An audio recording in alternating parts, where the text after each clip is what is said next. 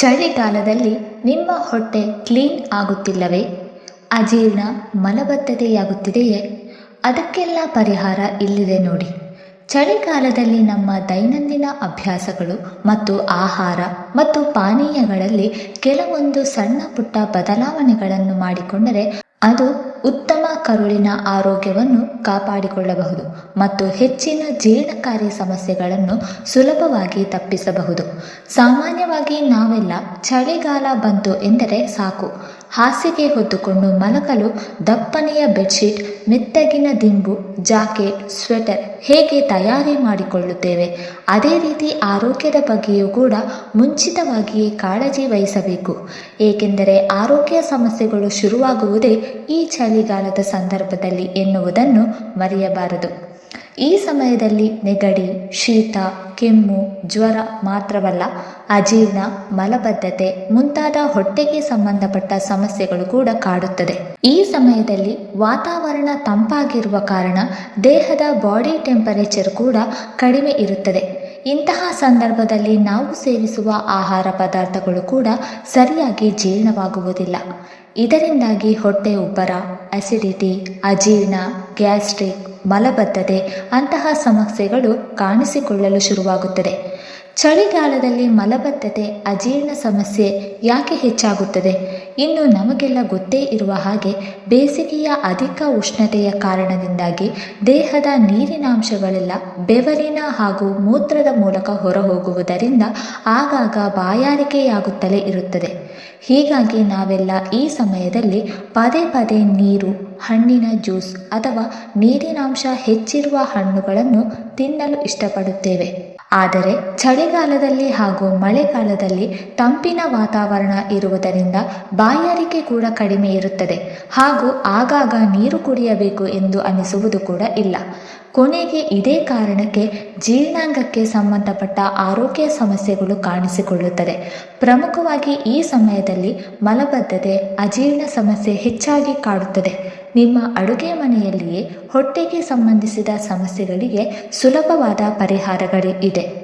ಈ ಅವಧಿಯಲ್ಲಿ ನಮ್ಮ ದೈನಂದಿನ ಅಭ್ಯಾಸಗಳು ಮತ್ತು ಆಹಾರ ಪದ್ಧತಿಯಲ್ಲಿ ಕೆಲವು ಸಣ್ಣ ಮತ್ತು ಪರಿಣಾಮಕಾರಿ ಬದಲಾವಣೆಗಳನ್ನು ಮಾಡಿದರೆ ನಮ್ಮ ಕರುಳಿನ ಆರೋಗ್ಯವು ಉತ್ತಮವಾಗಿ ಉಳಿಯುತ್ತದೆ ಮತ್ತು ಹೆಚ್ಚಿನ ಜೀರ್ಣಕಾರಿ ಸಮಸ್ಯೆಗಳನ್ನು ಸುಲಭವಾಗಿ ನಿವಾರಿಸಬಹುದು. ಈ ನಿಟ್ಟಿನಲ್ಲಿ ನೋಡುವುದಾದರೆ ನಮ್ಮ ಅಡುಗೆ ಮನೆ ಮತ್ತು ನಮ್ಮ ದೈನಂದಿನ ಜೀವನದಲ್ಲಿ ಯಾವ ಪರಿಹಾರಗಳು ಲಭ್ಯವಿದೆ ಎಂಬುದನ್ನು ತಿಳಿದುಕೊಳ್ಳುವುದು ಬಹಳ ಮುಖ್ಯ. ಇದು ಚಳಿಗಾಲದಲ್ಲೂ ನಮ್ಮ ಹೊಟ್ಟೆಯನ್ನು ಹಗುರವಾಗಿ ಮತ್ತು ಆರೋಗ್ಯವಾಗಿ ಇಡುತ್ತದೆ. ಬೆಚ್ಚಗಿನ ನೀರು. ಚಳಿಗಾಲದ ದಿನಗಳಲ್ಲಿ ದೇಹವು ನಮ್ಮ ದೇಹದ ಉಷ್ಣತೆಯನ್ನು ಕಾಪಾಡಿಕೊಳ್ಳಲು ಹೆಚ್ಚಿನ ಶಕ್ತಿಯನ್ನು ಬಳಸುತ್ತದೆ. ಇದು ಚಯಾಪಚಯ ಕ್ರಿಯೆಯನ್ನು ನಿಧಾನಗೊಳಿಸುತ್ತದೆ. ಈ ಸಮಯದಲ್ಲಿ ನಮಗೆ ಕಡಿಮೆ ಬಾಯಾರಿಕೆಯಾಗುತ್ತದೆ. ಆದ್ದರಿಂದ ನಾವು ತುಂಬ ಕಡಿಮೆ ನೀರನ್ನು ಕುಡಿಯುತ್ತೇವೆ. ಆದರೆ ನಾವು ಕಡಿಮೆ ನೀರು ಕುಡಿದರೆ ಕರುಳಿನಲ್ಲಿ ಮಲ ಗಟ್ಟಿಯಾಗುತ್ತದೆ ಮತ್ತು ಮಲಬದ್ಧತೆಯ ಸಮಸ್ಯೆ ಹೆಚ್ಚಾಗುತ್ತದೆ. ಇದಕ್ಕೆ ಸುಲಭ ಮತ್ತು ಅತ್ಯಂತ ಪರಿಣಾಮಕಾರಿ ಪರಿಹಾರವೆಂದರೆ ದಿನವಿಡೀ ಬೆಚ್ಚಗಿನ ನೀರನ್ನು ಕುಡಿಯುವುದು. ಬೆಚ್ಚಗಿನ ನೀರು ನಮ್ಮ ಜೀರ್ಣಾಂಗ ವ್ಯವಸ್ಥೆಯನ್ನು ಸಕ್ರಿಯವಾಗಿರಿಸುತ್ತದೆ ಮತ್ತು ಕರುಳಿನ ಚಲನೆಯನ್ನು ಸುಧಾರಿಸಲು ಸಹಾಯ ಮಾಡುತ್ತದೆ. ದಿನಕ್ಕೆ ಕನಿಷ್ಠ 7ರಿಂದ 8 ಗ್ಲಾಸ್ ಬೆಚ್ಚಗಿನ ನೀರನ್ನು ಕುಡಿಯಿರಿ. ನಿರ್ದಿಷ್ಟವಾಗಿ ಹೇಳುವುದಾದರೆ ಬೆಳಗ್ಗೆ ಎದ್ದ ನಂತರ ಖಾಲಿ ಹೊಟ್ಟೆಯಲ್ಲಿ 1 ಲೋಟ ಬೆಚ್ಚಗಿನ ನೀರನ್ನು ಕುಡಿಯುವುದರಿಂದ ಕರುಳಿನ ಶುದ್ಧೀಕರಣ ಸುಧಾರಿಸುತ್ತದೆ ಮತ್ತು ಕರುಳಿನ ಚಲನೆಯನ್ನು ಶುದ್ಧಗೊಳಿಸುತ್ತದೆ.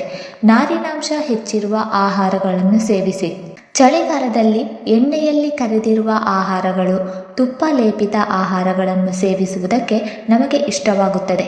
ಆದರೆ ಹೊಟ್ಟೆಯಲ್ಲಿ ಬೇಗನೆ ಜೀರ್ಣವಾಗದ ಇಂತಹ ಹಿಟ್ಟು ಭರಿತ ಆಹಾರಗಳು ಮಲಬದ್ಧತೆ ಮತ್ತು ಗ್ಯಾಸ್ಟ್ರಿಕ್ ಸಮಸ್ಯೆಗಳನ್ನು ಹೆಚ್ಚಿಸುತ್ತದೆ.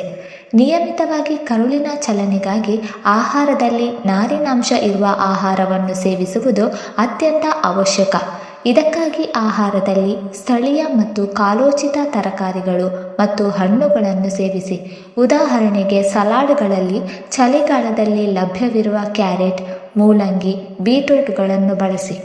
ಇದರೊಂದಿಗೆ ಪಾಲಕ್, ಮೆಂತ್ಯೆ, ಸಬ್ಬಕ್ಕಿ ತರಕಾರಿಗಳಂತಹ ಸಾಕಷ್ಟು ಎಲೆಗಳ ತರಕಾರಿಗಳನ್ನು ಸೇವಿಸಿ. ಧಾನ್ಯಗಳಲ್ಲಿ ರಾಗಿ, ಜೋಳ, ಓಟ್ಸ್ ಮತ್ತು ಓಟ್ ಮೀಲನ್ನು ಬಳಸಿ. ಇವುಗಳಲ್ಲಿರುವ ನಾರುಗಳು ಮಲವನ್ನು ಮೃದುಗೊಳಿಸುತ್ತದೆ ಮತ್ತು ಮಲಬದ್ಧತೆಯ ಸಮಸ್ಯೆಯನ್ನು ದೂರ ಮಾಡುತ್ತದೆ ಮತ್ತು ಕರುಳಿನ ಆರೋಗ್ಯವನ್ನು ಸುಧಾರಿಸುತ್ತದೆ. ಸೇಬು, ಸೀಬೆ ಮತ್ತು ಕಿತ್ತಳೆ ಮುಂತಾದ ಹಣ್ಣುಗಳು ಸಹ ಪ್ರಯೋಜನಕಾರಿ. ಸರಿಯಾಗಿ ನಿದ್ದೆ ಮಾಡಿ. ಜೀರ್ಣಾಂಗ ವ್ಯವಸ್ಥೆಯ ಆರೋಗ್ಯವು ಆಹಾರದ ಮೇಲೆ ಮಾತ್ರವಲ್ಲದೆ ನಮ್ಮ ಜೀವನ ಶೈಲಿಯನ್ನು ಅವಲಂಬಿಸಿರುತ್ತದೆ. ಚಳಿಗಾಲದಲ್ಲಿ ಅನೇಕ ಜನರು ತಡವಾಗಿ ನಿದ್ರಿಸುತ್ತಾರೆ ಅಥವಾ ನಿಷ್ಕ್ರಿಯರಾಗಿರುತ್ತಾರೆ. ಇದು ಜೀರ್ಣಕಾರಿ ಸಮಸ್ಯೆಗಳನ್ನು ಹೆಚ್ಚಿಸುತ್ತದೆ. ಸಾಕಷ್ಟು ಮತ್ತು ವಿಶ್ರಾಂತಿಯ ನಿದ್ರೆ ಅಂದರೆ 7ರಿಂದ 8 ಗಂಟೆಗಳ ನಿದ್ರೆ ದೇಹದಲ್ಲಿ ಒತ್ತಡವನ್ನು ಕಡಿಮೆ ಮಾಡುತ್ತದೆ. ಒತ್ತಡ ಕಡಿಮೆಯಾಗುವುದರಿಂದ ಜೀರ್ಣಾಂಗ ವ್ಯವಸ್ಥೆಯು ಸರಿಯಾಗಿ ಕಾರ್ಯನಿರ್ವಹಿಸುತ್ತದೆ. ಅದೇ ಸಮಯದಲ್ಲಿ ಬೆಳಗ್ಗೆ ಎದ್ದ ನಂತರ 10ರಿಂದ 15 ನಿಮಿಷಗಳ ಕಾಲ ಬೆಚ್ಚಗಿನ ಬಿಸಿಲಿನಲ್ಲಿ ನಡೆಯುವುದು ಅಥವಾ ಕುಳಿತುಕೊಳ್ಳುವುದು ತುಂಬ ಪ್ರಯೋಜನಕಾರಿಯಾಗಿದೆ. ಸೂರ್ಯನಿಂದ ಪಡೆಯುವ ವಿಟಮಿನ್ ಡಿ ಕರುಳಿನ ಆರೋಗ್ಯಕ್ಕೆ ಮುಖ್ಯವೆಂದು ಪರಿಗಣಿಸಲಾಗಿದೆ. ಅಲ್ಲದೆ ನಡೆಯುವುದು ಕರುಳಿನ ಚಲನೆಯನ್ನು ಹೆಚ್ಚಿಸುತ್ತದೆ ಮತ್ತು ನೈಸರ್ಗಿಕವಾಗಿ ಮಲಬದ್ಧತೆಯನ್ನು ನಿವಾರಿಸುತ್ತದೆ. ಪ್ರೋಬಯೋಟಿಕ್ ಆಹಾರಗಳನ್ನು ಸೇವನೆ ಮಾಡಿ. ತಂಪಾದ ವಾತಾವರಣ ಇರುವ ಸಂದರ್ಭದಲ್ಲಿ ನಮ್ಮ ಕರುಳಿನಲ್ಲಿ ಒಳ್ಳೆಯ ಬ್ಯಾಕ್ಟೀರಿಯಾಗಳು ದುರ್ಬಲಗೊಳ್ಳಬಹುದು. ಇದು ಜೀರ್ಣಕ್ರಿಯೆಯ ಸಮತೋಲನವನ್ನು ಅಡ್ಡಿಪಡಿಸಬಹುದು. ಈ ಬ್ಯಾಕ್ಟೀರಿಯಾಗಳನ್ನು ಬಲವಾಗಿಡಲು ಪ್ರೋಬಯೋಟಿಕ್ ಆಹಾರಗಳನ್ನು ಸೇವಿಸುವುದು ಅತ್ಯಗತ್ಯ. ಮೊಸರು, ಮಜ್ಜಿಗೆ, ಕಡಿಮೆ ಉಪ್ಪು, ಉಪ್ಪಿನಕಾಯಿ, ಡೋಕ್ಲಾ ಮತ್ತು ಇಡ್ಲಿಯಂತಹ ಹುದುಗಿಸಿದ ಆಹಾರಗಳನ್ನು ನಿಮ್ಮ ಆಹಾರದಲ್ಲಿ ನಿಯಮಿತವಾಗಿ ಸೇರಿಸಿ. ಈ ಆಹಾರಗಳು ನಿಮ್ಮ ಕರುಳಿನಲ್ಲಿ ಪ್ರಯೋಜನಕಾರಿ ಬ್ಯಾಕ್ಟೀರಿಯಾವನ್ನು ಹೆಚ್ಚಿಸುತ್ತದೆ. ಇದು ಜೀರ್ಣಕ್ರಿಯೆಯನ್ನು ಸುಧಾರಿಸುತ್ತದೆ ಮತ್ತು ಅಜೀರ್ಣ, ಪಿತ್ತಗಲ್ಲುಗಳಂತಹ ಸಮಸ್ಯೆಗಳನ್ನು ಕಡಿಮೆ ಮಾಡುತ್ತದೆ. ಊಟದೊಂದಿಗೆ 1 ಬಟ್ಟಲು ಮೊಸರು ಅಥವಾ ಊಟದ ನಂತರ ಮಜ್ಜಿಗೆ ಸೇವಿಸುವುದರಿಂದ ಜೀರ್ಣಾಂಗ ವ್ಯವಸ್ಥೆಯು ಆರೋಗ್ಯಕರವಾಗಿರುತ್ತದೆ. ದೀರ್ಘಕಾಲ ಉಪವಾಸ ಮಾಡಬೇಡಿ. ಚಳಿಗಾಲದಲ್ಲಿ ದೀರ್ಘಕಾಲ ಉಪವಾಸ ಮಾಡುವುದು ಹೊಟ್ಟೆಗೆ ಹಾನಿಕಾರಕ.